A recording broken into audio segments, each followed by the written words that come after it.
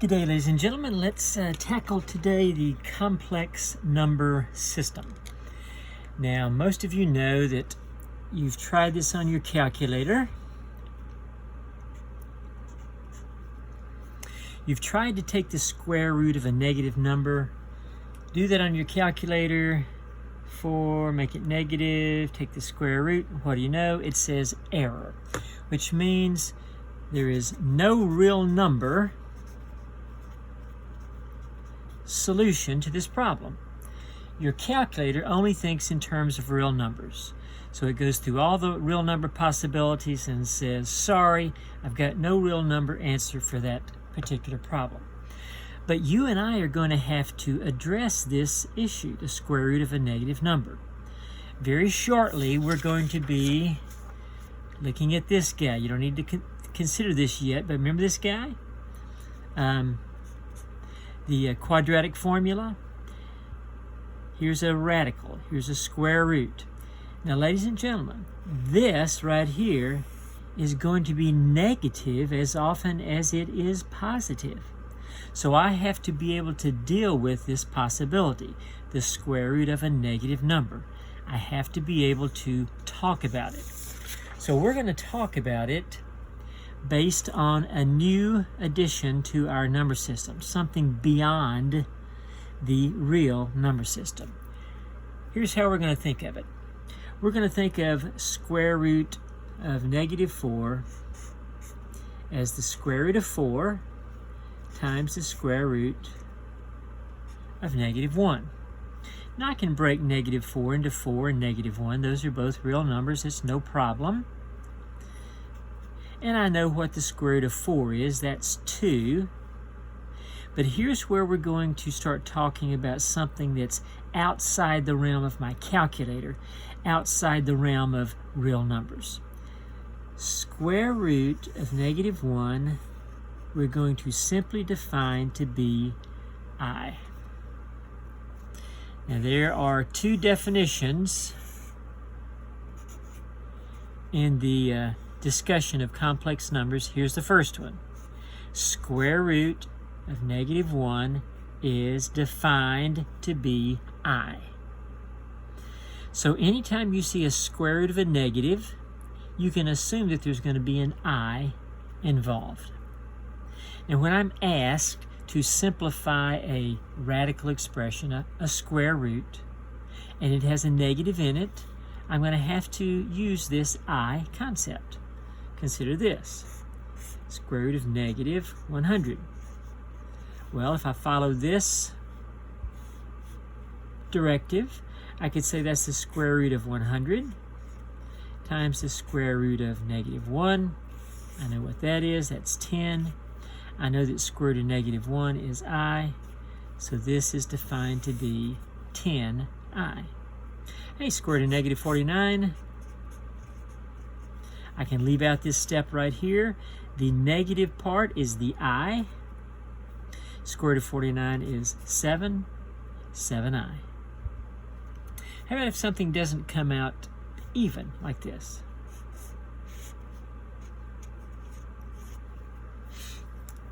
All right, I still have a square root of a negative, so I know there's going to be an I involved. That's the negative part of the square root. Now I have to deal with the square root of 50. Some of you are familiar with this concept. I simply break 50 down into its prime factors. That's 2 times 5 times 5, using the old factor tree method. And anytime something shows up twice, I bring it out once. So this simplifies to 5 on the outside now, 5I, square root of 2. Let's simplify. Let's use use this concept to simplify one of your Hawks problems, number 5. It looks like that. I'm going to break this guy down into its prime factors. First of all, I'll tell you what. Let's just take out the negative. That's going to be I, right? The square root of a negative 1 is I. So now I have to deal with something I'm familiar with, 75x. Factor tree, let's break this guy down. 75 is 3 times 25, which is 3 times 5 times 5. Don't forget I got an x involved. Does something show up twice here? Yes. Bring it out once. So I get 5 on the outside, 5i. And what's left under the radical? 3x. Not too bad there, huh? All right, now when I am adding complex numbers, we're going to find out that the I may be treated exactly like a variable. In fact, here's a complex number in standard form.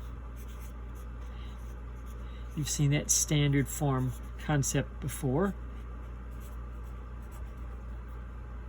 It's simply a plus bi, where a and b are real numbers.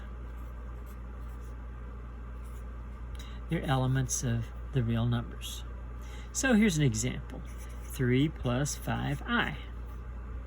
Now when you're asked to write a complex number in standard form, the real number part comes first, the imaginary part comes second. Together, this is a complex number in standard form. Now when I'm asked to add complex numbers in standard form, treat the I as if it were a variable. Hey, if I said 3 plus 5x plus 7 plus 2x, you go, hey, that's no problem. I just add the real numbers together, 10, and I add the x's together. 5x and 2x is plus 7x. No big deal. Well, treat the i's just as if they were a variable, an x. Here's an example from your Hawks assignment. I got two complex numbers in standard form, real number first, imaginary second, and I'm asked to add them together. All right, well, I don't need these parentheses. They're kind of getting in the way, so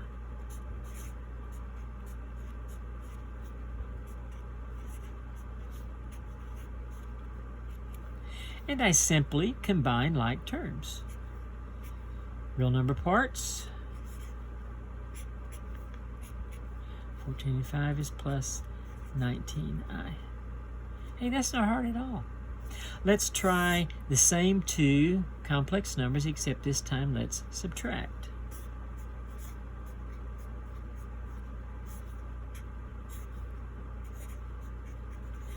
You are aware of this concept that a negative in front of parentheses means I'm going to distribute that negative or multiply every term inside by a -1 or change the sign of every term inside. So what I get is 10 plus 14i minus 2 minus 5i. Same thing. Combine like terms. That's 8. 14i minus 5i is plus 9i. Again, I'll write my answer in standard form, real number first, i's second. That again is one of your Hawks problems. Simply adding two complex numbers. All right, well, let's say we're asked to multiply two complex numbers. I do this with exactly the same concept in mind, that I treat the i's as if they were an x, a variable. I got two things multiplied by two things. That's a FOIL multiplication, right? So here we go. 5 times 5 is 25. 5 times 3i is plus 15i. Negative 3i times 5 is minus 15i. And negative 3i times 3i is negative 9i squared. All right, a couple of things to observe here. Thing number one, My middle two terms are opposites. They add to 0. We say they cancel each other out. So I get 25 minus 9i squared. Remember I said there's going to be two definitions dealing with complex numbers? Here's my second definition. Definition number 1, square root of negative 1 is I. Definition number 2, I squared is negative 1. Anytime you see an I squared, you're not finished. You will never have a final answer with an I squared in it. So every time you see an I squared, substitute negative 1. Negative 9 times negative 1 is plus 9.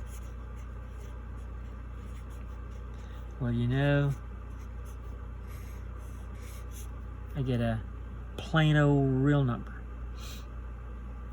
Now, this particular expression right here, 5 minus 3i, 5 plus 3i, did you notice something? Identical terms, opposite signs. This is just like what you multiply to get the difference of two squares, right? This is how you factor the difference of two squares. A minus b, a plus b. This is called, these two guys together are called complex conjugates.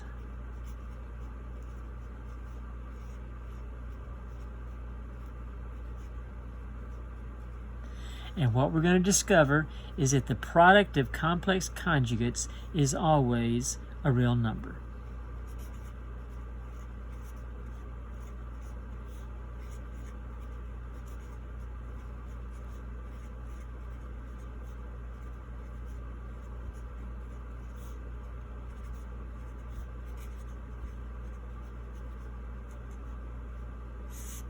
Just like that.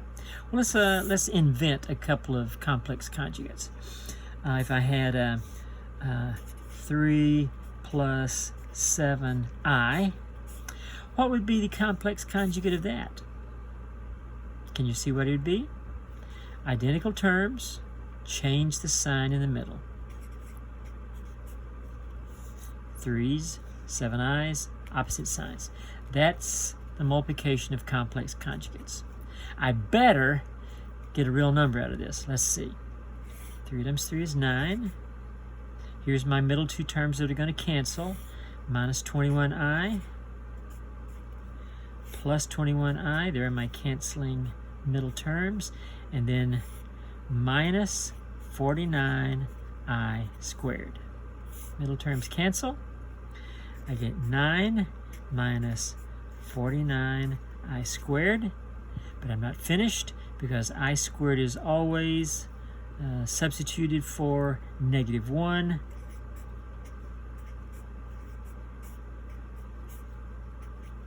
It's always replaced by negative 1.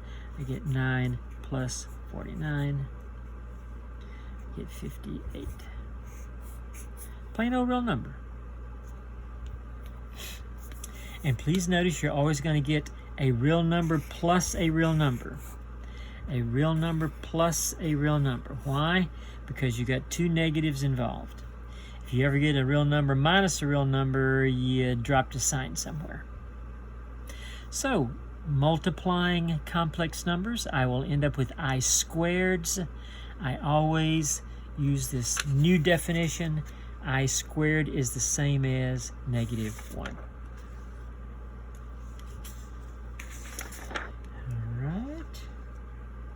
Let's try this guy. This is one of your Hawk's problems. This is an addition, so don't FOIL it. This is an addition. FOIL is only applicable to multiplication. So I just add these parts together. 13i squared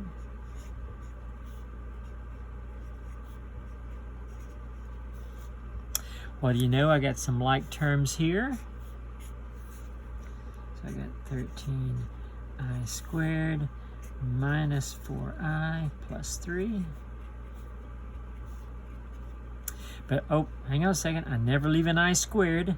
I squared is the same as negative 1. So I have 13 times negative 1 minus 4i plus 3. That's negative 13. Like terms, and remember the real number goes first. So I have negative 10 minus 4i.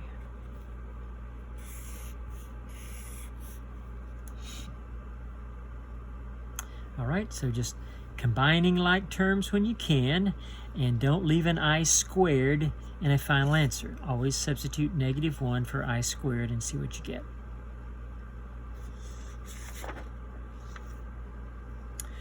All right. Hey, here's an interesting concept. And that is I to a power. I to the first power, well, anything to the first power is just itself, right? I squared, hey, we already have a definition for I squared, right? Whoops, that's not it. I squared is going to be negative 1. How about I to the third? Well, now you may know this property of exponents, but something like x to the third can be expressed as x2 times x1. If these two exponents add to that, that's another way I can write x to the third. So I'm going to write I to the third as I squared times I. But wait a minute, I know what I squared is. I squared is negative 1. Negative 1 times I is just negative I. So I to the third is negative I. How about I to the fourth? Hey, here's a convenient way to write I to the fourth. That's just I squared times I squared, right? 2 plus 2 is 4. But I squared is negative 1 times negative 1. That's just 1. So I to the fourth turns out to be 1. How about I to the fifth? Don't worry, we're not going to go on much longer. Well, that's I to the fourth times I, right? 1 plus 4 is 5. But I to the fourth is just 1 times I is just I. How about I to the sixth? That's I to the fourth times I squared. I to the fourth, remember, is 1. I squared, that's one of our definitions, negative 1. 1 times negative 1, negative 1. Do 2 more. I to the seventh is I to the fourth times I to the third. I to the fourth is 1. I to the third is negative I. 1 times anything is the anything. 1 times negative I is negative I. I to the eighth, that's I to the fourth times I to the fourth. I to the fourth is 1. 1 times 1 is 1. All right, watch this. I to the first through I to the eighth. I, negative 1, negative I, 1. I, negative 1, negative I, 1. I, negative 1, negative I, 1. This pattern repeats ad infinitum, all right? Forever and ever, amen, all right? So this pattern will be continuous so that I can look and say, what is I to the 137th power? Well, good news, I don't have to make a list that goes all the way through 137. All I have to do is realize that these first 4 are the only values that are going to show up. And all I need to do is evaluate this guy as one of these 4. And here's how I do it. I take my exponent and I divide it by 4. You ready? 3 times 4, 12. 1, 7. 4 times 4 is 16. Remainder of 1. So whatever the remainder is, that tells me that I to the 137th is the same as I to the first power, which of course is just I. Okay, let's do another one.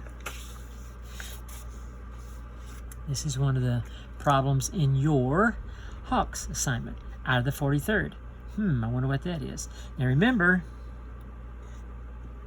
I only have, these are the only 4 I need to remember.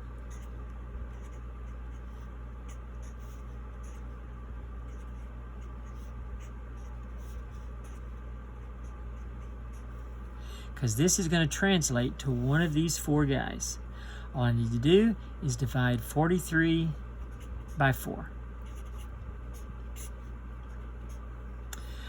1 times 4 is 4.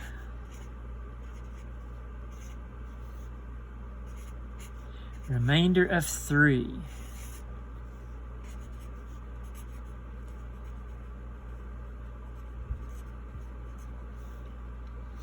So that means that I to the 43rd is the same as I to the 3rd. Look at my chart. This is all I need right here. I to the 3rd is negative I. So my answer is I to the 43rd is negative I.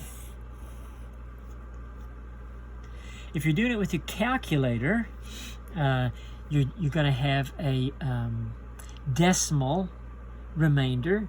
This is your 0.25 remainder. This is your 0.50 remainder.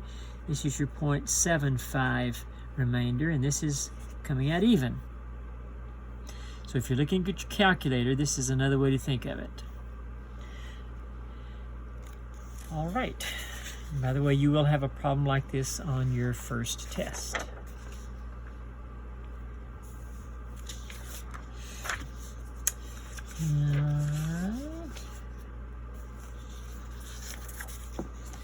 Let's look at this guy right here.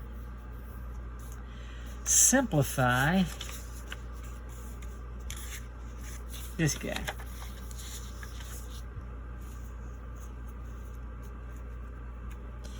Now I could break down I to the 7th, but there is another way I can think of this. I can think of I to the 7th as I to the 7th over 1, and I'm multiplying by a fraction here.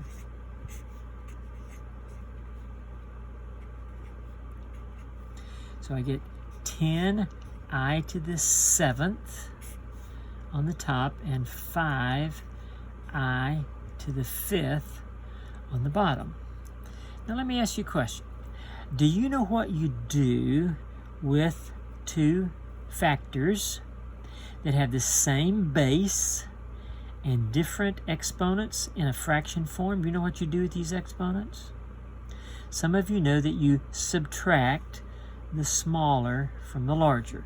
For instance, if I have x to the 7th over x to the 3rd, that is the same as x to the 7 minus 3. That's x to the 4th. And here's why it works. X to the 7th is just 7x's, right? X to the 3rd is just 3x's multiplied.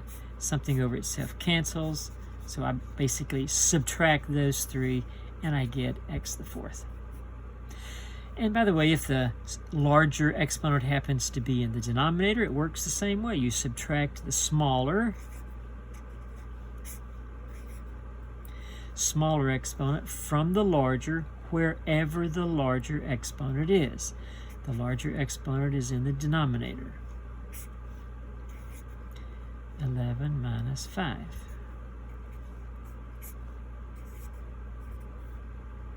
All right, so I have that instance right here. So I have some old school division, 10 over 5, that's 2. And I have a to the 7 over a to the 5, I to the 7 over I to the 5, that's I. 7 minus 5 is 2. I'm tempted to stop, but I know I never stop with an I squared. That's not a final answer. I squared, I remember, is -1. So I'm going to substitute and get -2 for my final answer. So this simplifies to -2.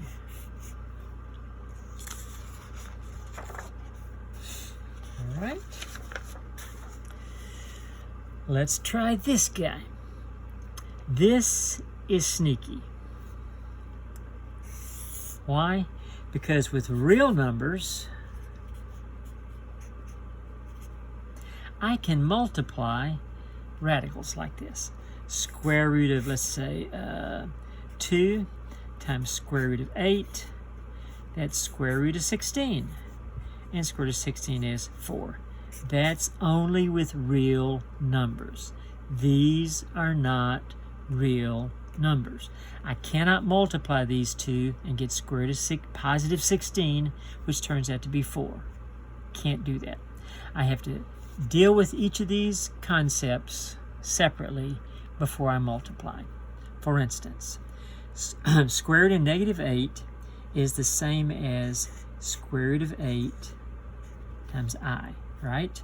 The negative under a square root is I. Square root of -2 is square root of 2, I. Right? The negative under a square root translates to an I. Now I can multiply. These are real numbers. Square root of 8 and square root of 2. That's square root of 16. I times I squared. Square root of 16 is 4. I squared, oh yeah, that's my definition, -1. Turns out to be -4. So when you are multiplying radicals that have negatives, I cannot multiply them together before I translate them into complex number form. Keep that little concept in mind.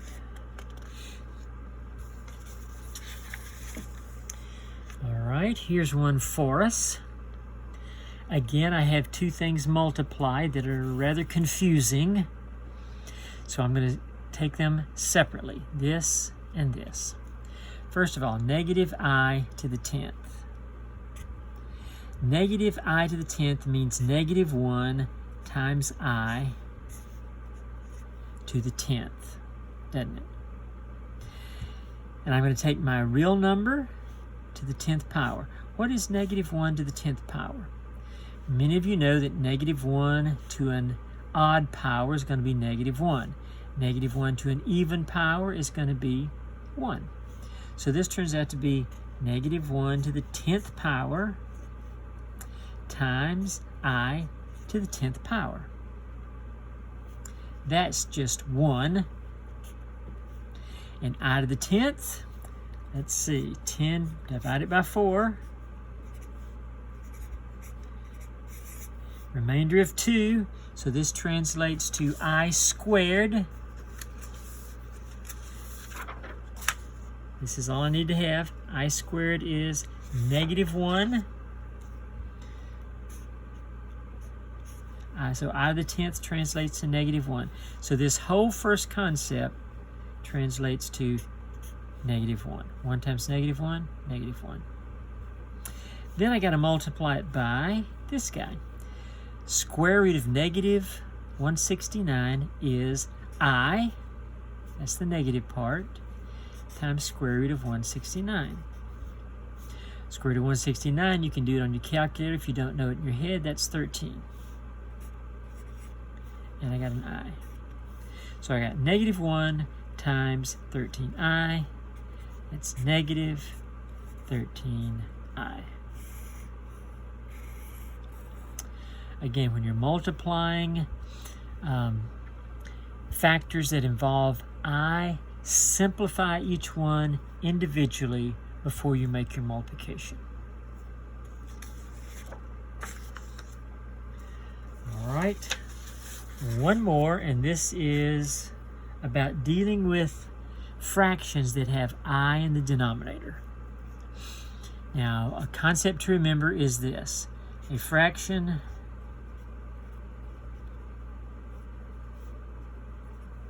is never simplified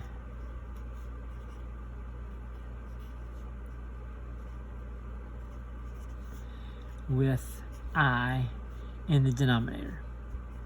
Can have it in the numerator, but not in the denominator. All right, so if I have an I in the denominator, I have work to do. Just take that to the bank. Let's start with something simpler than this. Let's start with something like 5 over 2i. Let's say you just have a simple imaginary part in the denominator, not a whole complex number with real number and imaginary part. Let's say you just have a purely imaginary denominator. My solution to this is to multiply it by some form of 1, which means a number over itself. And the number over itself that I'm going to multiply by is, drum roll, I over I. Hey, I can multiply something all day long by 1 and not change its value. And anything over itself is, by definition, 1. So let's multiply straight across. 5 times I, 5i. 2i times I, 2i squared. Oh yeah, I remember now. I squared is never part of a final answer. Everywhere there's an I squared, I substitute -1. So I get 5i over -2. Another way to write that is negative 5i over 2.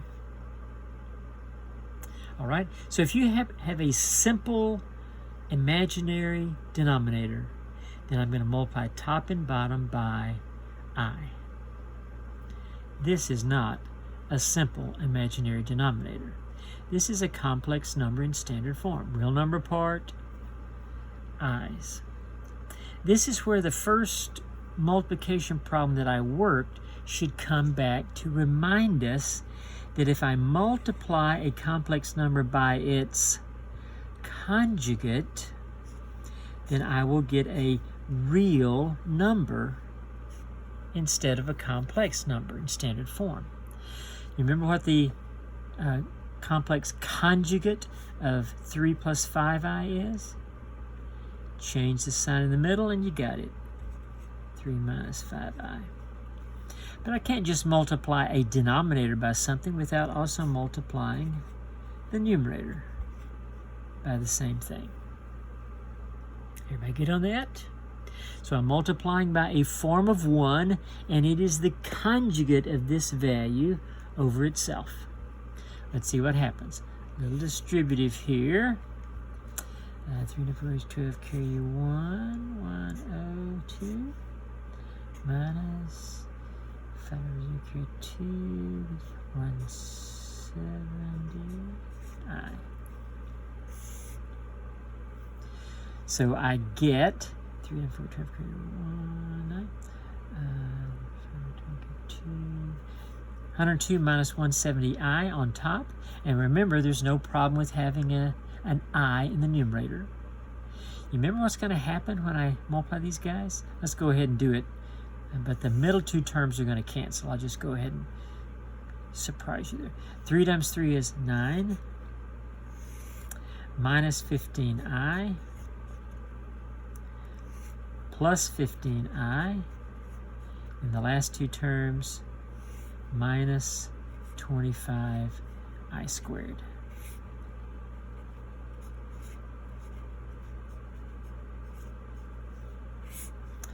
Middle two terms cancel.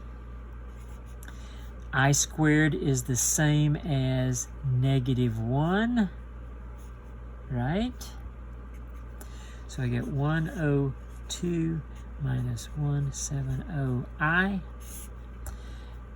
9 plus 25. Remember, it's always going to be the sum of two positive numbers.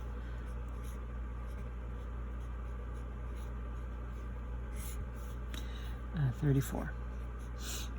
Now, if you put this in, I believe, I'm not sure what Hawks will do. You see each of these is an even number, right? It'll simplify. I'm not sure if Hawks will ask you to simplify this or not, but let's just assume it will. And so I'll divide each of these by 2. 51 85i over 17. So this is simplified. Why? Because it no longer has an I in the denominator. So when you have just a pure imaginary number in your denominator, multiply top and bottom by I. That'll take care of it. When you have a complex number in standard form in your denominator, multiply top and bottom by its conjugate, and that'll take care of it. All right, I believe that's all the problems for your Hawks assignment. Good luck to you.